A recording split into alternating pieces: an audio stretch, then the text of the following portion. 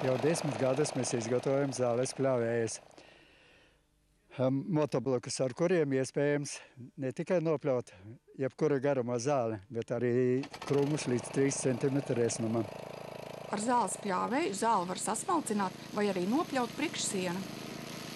Mūsu motoblokam var pievienot piekabīti, sniega pūtēju, sniega lāpstu, kultivatoru, frēze, vagotāju un vēl var uzkonstruēt daudz dažādus agregātus. 10 gados zemnieku saimniecība Plauži jau ir izgatavojusi ap 400 zāles pļāvējus, kurus pārsvarā izmanto Latvija un Dānija.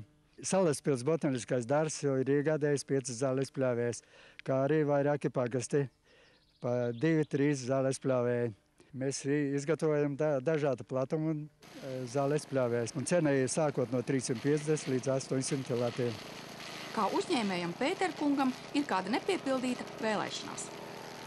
Par cik Inārs Repše ir nodibinājis Latvijas attīstības biedrību, es ļoti vēlētos ar viņa palīdzību, lai viņš varbūt varētu, par cik viņam ļoti daudz zināmi cilvēki, atrast cilvēku, kurš varētu manu iesākto darbu turpināt, uzlabot un pat sākot to dokumentāciju un eksportēt.